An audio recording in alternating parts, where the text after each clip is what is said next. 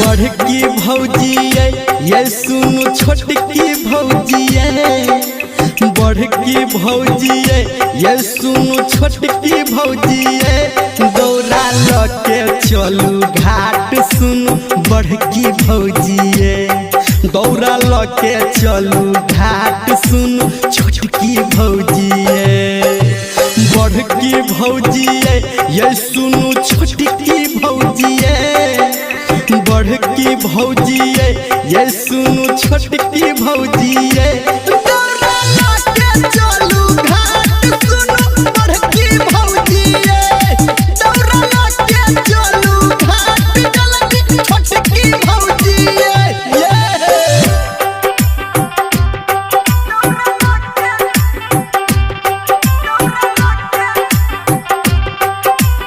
माँ Gayatri recording studio.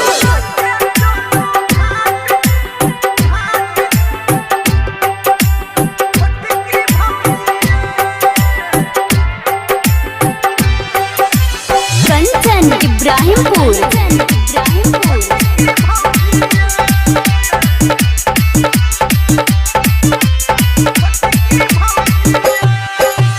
गहम के काकी बुच्ची दाय के संगे जाइत देखलिए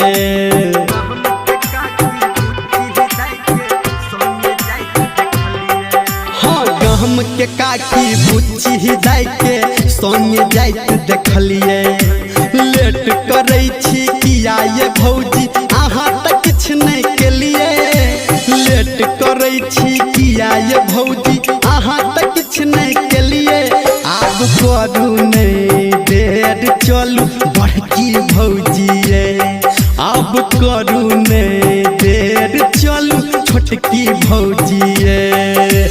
बड़की भौजी ये सुनु छोटकी भौजी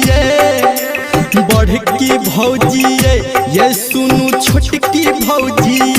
दौरा लके चलू घाट सुनु बड़की भौजी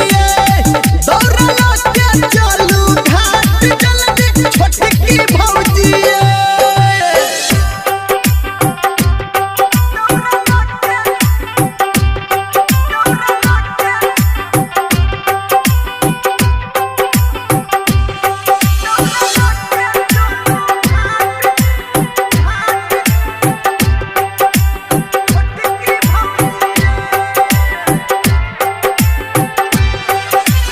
कंचन इब्राहिमपुर।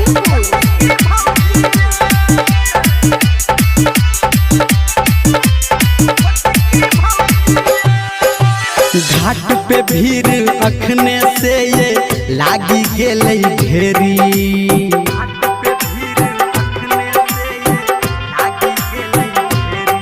हाँ घाट पे भीड़ अखने से ये लागी गेलै ढेरी गहना गुड़िया आहा भौजी पहिरून एक पसेरी गहना गुड़िया आहा भौजी पहिरून एक पसेरी भेल धर्मेंद्र तैयार चलू बड़की भौजी संजय गौतम भेल तैयार चलू छोटकी भौजी बड़की भौजी ये सुनु छोटकी भौजी बड़की भौजी ये सुनु छोटकी भौजी